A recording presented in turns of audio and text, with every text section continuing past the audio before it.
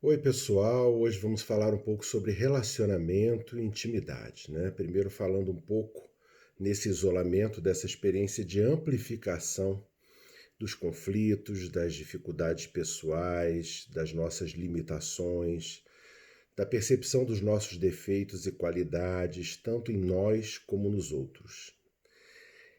Talvez nunca como antes, no momento em que a gente vive uma espacialidade, né? Uma relação com o espaço tão estreitada por conta da dimensão do espaço pequeno em que ficamos junto com outras pessoas, o que altera demasiadamente a nossa percepção das coisas e o nosso grau e nível de consciência. Nesta circunstância, estamos vivendo uma ampliação das nossas realidades, da mesma maneira que precisamos entrar em contato muito mais com o presente, o momento presente, por conta da nossa impossibilidade de gerir ou controlar o futuro, nesse instante onde há tantas limitações, somos obrigados, de uma maneira até interessante, a nos conectarmos com o aqui e agora, né? A desenvolvermos um nível de atenção plena para sairmos da angústia. Isso por quê? Porque quando estamos de fato conectados no aqui e agora, é que nós nos conectamos com o nosso processo de vir a ser, né? Com os acontecimentos que mudam, que nascem e morrem a cada segundo, a cada instante, a cada minuto. Você está fazendo uma experiência, daqui a pouco tem o desejo de realizar outra, aquilo acaba, a sua vontade lhe leva para outro caminho, e esse processo quase caótico, quando vivido na sua plenitude, ele não é vivido com angústia, porque vivemos essa dimensão desse devir, desse transformar-se, desse modificar-se no tempo do agora, que é a realidade vivida e é tudo aquilo que nós temos. Na verdade, na sociedade comum, nas relações sociais, no nosso mundo moderno, estamos muito acostumados em tentar controlar o futuro. E nesse controle, na verdade, tentamos evitar a dimensão da morte. Começamos a ter muito medo de adoecer, de morrer, quando isso pode acontecer, porque estamos tentando controlar a vida, controlar os eventos e os acontecimentos num nível às vezes tão alto que perdemos a dimensão do aqui e agora, porque perdemos com isso o fluxo e o contato com a experiência da inteireza da vida. E talvez não haja situação mais intensa para nos colocar em contato conosco mesmos que os relacionamentos, que as situações que ocorrem, os conflitos, as questões não resolvidas, que nos põe na dimensão do sentir imediato ou nos traz uma emoção não resolvida, uma emoção antiga, envelhecida, que ainda tenta se fazer presente, ou um conflito que tenta ser resolvido e elaborado. O Bauman dizia que na nossa geração pós-contemporânea vivemos muitas relações de bolso, onde as pessoas, principalmente os mais jovens, usam alguém de acordo com seu interesse ou seu puro desejo e depois dispensam ou descartam essa pessoa. E essas relações vão sendo montadas por episódios e não mais por uma continuidade, né? As vivências são encapsuladas dentro de um tempo pequeno e muito pouco aprofundadas. Isso me faz lembrar o Spinoza, que é um filósofo holandês, que dizia sobre o que é uma boa relação, o que é um bom relacionamento e o que é um mau relacionamento. Um bom relacionamento é tudo aquilo que lhe faz inteiro, lhe faz mais pleno, você sai melhor daquele encontro. A gente sabe muito bem disso quando estamos muito bem com alguém, quando temos um grande amigo e que aquela presença ela nos restaura, ela nos reorganiza e ela faz nos sentir mais integralmente quem nós somos. Nós nos afirmamos de alguma maneira no presente. Então, esse mesmo filósofo diz que por afeto, afetividade, né, podemos entender tudo aquilo que afeta os nossos corpos, aquilo que nós fazemos que afetamos o outro, né? E que também somos afetados. E, portanto, esse filósofo dizia que esse afeto que o meu corpo produz no do outro e vice-versa é o que vai poder gerir a grandeza e as possibilidades de reação do meu corpo. As possibilidades de se abrir a novas possibilidades de vida, de formas de estar, de se relacionar. Esse filósofo chamava de conatos, essa vivência no qual eu, junto ao outro, estou tão conectado a mim, mente e corpo, que aquele estar junto com o outro me intensifica de tal forma que eu me sinto pleno nas minhas possibilidades. Isso traduziria muito das relações afetivas, mas também das dificuldades encontradas, principalmente nesse momento de isolamento, onde conflitos não resolvidos há muito tempo a nível conjugal vêm à tona, onde questões não enfrentadas reaparecem, onde irritações começam a apontar para situações que não foram faladas, ditas, né, para situações não superadas. Então, este é um bom momento para percebermos qual o nosso grau de compartilhamento e de intimidade com a pessoa com quem eu me relaciono. Intimidade é uma capacidade de me desnudar de mim mesmo em alguns momentos, a tal ponto que eu posso me mostrar de uma forma bastante aberta, capaz de perceber e me sintonizar ao outro. Intimidade tem muito a ver com um conceito de responsividade, um conceito que diz respeito à minha capacidade de reagir ao outro, de estar conectado a ele, perceber quando ele não está bem, quando algo modificou, quando ele parece precisar de alguma ajuda, de um toque, de um abraço, de um carinho. Responsividade é uma capacidade de estar vinculado e sentindo o outro de uma maneira muito natural.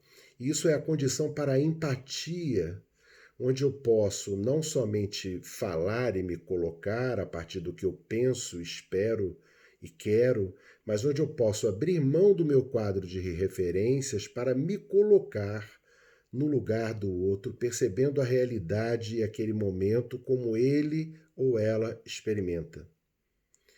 Dessa forma eu posso me aproximar e essa pessoa pode se sentir mais amada e confirmada, porque muitas das vezes estamos prontos a falar e muito pouco prontos a ouvir, somente escutamos de uma maneira conceitual.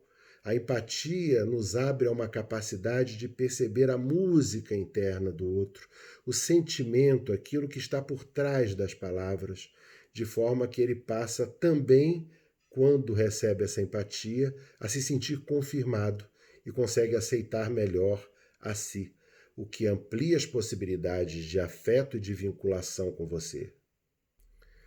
Ao contrário, muitas das vezes percebemos relações narcisistas.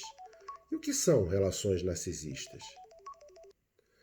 São relações onde não necessariamente eu desejo o desejo do outro, onde não necessariamente eu me sinto feliz por perceber o bem-estar e a felicidade do outro, mas eu uso o outro a meu bel prazer de forma a ele atender às minhas necessidades. Muitas das vezes o outro se sente amado porque, de fato, naquele momento, para mim é importante que o outro esteja junto, é importante que o outro compartilhe aquele momento, mas eu ainda estou focado no meu desejo. Né? Sair de um movimento narcisista, de amor a si próprio, é conseguir amar o outro como um ser diferente, como um ser que nem sempre me atende, que muitas das vezes vai me confrontar e vai me ajudar a crescer e a mudar exatamente por conta dessas diferenças. Se eu só desejo uma pessoa tão parecida comigo, tão próxima e identificada comigo, eu na verdade não consigo amar ninguém, eu só consigo amar essa imagem refletida minha.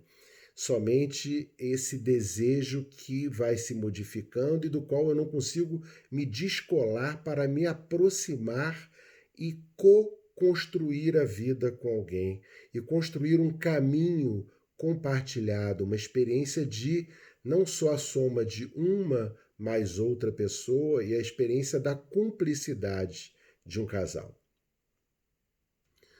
No narcisismo, como dizia Buber, eu vivo uma relação eu-isso, o outro se torna um objeto para mim. Ele atende a mim da maneira como eu desejo, então eu coloco ele de lado, como um abajur, como uma peça qualquer.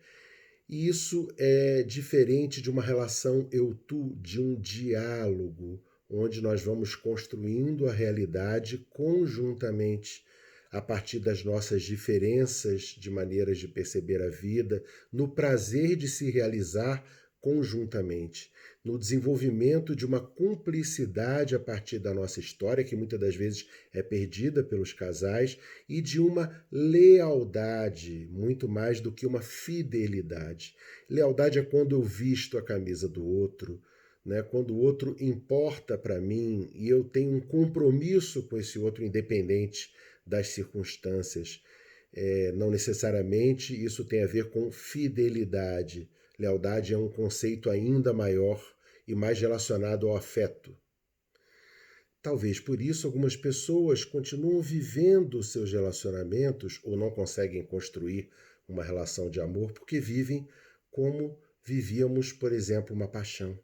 Uma paixão, nós não precisamos nos esforçar muito, ela nos empurra, a energia dela nos mobiliza, nós idealizamos muito o outro, nós depositamos no outro muito do que a gente espera e deseja de uma pessoa. Projetamos aquilo e passamos a ver aquela pessoa a partir daquelas experiências. A gente não consegue mais percebê-la como ela de fato é. E por mais que ela faça coisas que desagradem, a gente consegue perdoar e aquilo passa quase que desapercebido. Depois da paixão, a partir de 1 ano e meio, 1 ano, 2 anos, em que você não é mais mobilizado por essa energia e o outro parece se apresentar e se revelar como ele realmente é e sempre foi, porque nesse momento você consegue perceber o outro, né? Você já não consegue mais depositar e manter aquela projeção que você fazia antes. É o momento no qual, se você não cuidar da relação como uma planta, não alimentar a relação, ela simplesmente não vai se transformar numa relação de amor. Uma relação de amor compartilhado e real é uma relação de aprofundamento. E aprofundamento não é necessariamente a chama intensa da paixão, que arde de uma maneira enorme, de uma maneira intensa, mas da mesma forma, em algum momento, ela desaparece e se torna apenas um braseiro. O que você faz e cuida até hoje desse braseiro que você teve ou talvez você tem? Por isso, algumas pessoas não conseguem começar novos relacionamentos, elas vivem 1, 2 anos num relacionamento e vão embora, porque elas são impulsionadas pela paixão, elas acreditam que isso acontece magicamente. E dessa forma é que as coisas são maravilhosas, porque são muito intensas e vividas de uma maneira desconcertante e extremamente prazerosa, no limite. Uma relação de amor não é no limite, é na construção, é na conjugação dos limites. É ali que nós podemos realmente conhecer o outro e desenvolver um terceiro ser, que é o sentimento de ser casal.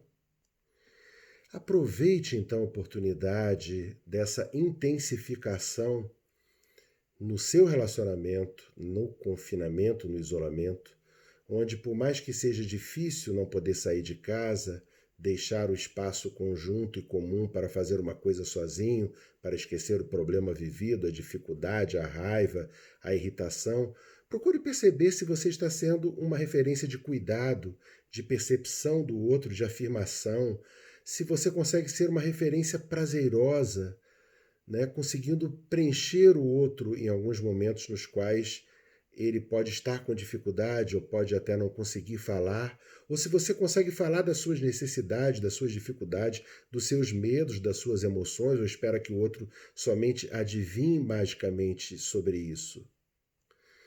Portanto, esse vai ser o momento onde muitas pessoas vão descobrir que as suas relações já estão esgotadas e talvez não podem mais ser reerguidas, mas também pode ser um momento onde você pode se redescobrir, aproveitando os momentos das fotografias do passado, dos momentos importantes construídos que talvez já foram esquecidos, dos momentos marcantes do seu relacionamento, onde você pode criar uma nova ligação até libidinosa, afetuosa, sexual, carinhosa, sensual com o outro. Esse resgate é possível para muitas pessoas. Soubemos que agora na quarentena no Brasil, a procura no Google sobre divórcio cresceu 9.000%. É uma pena que muitas pessoas que poderiam estar reformulando suas vidas simplesmente procuram descartá-las. Aproveite essa oportunidade para redescobrir você, a sua capacidade afetiva de dar e de receber e de construir junto com o outro.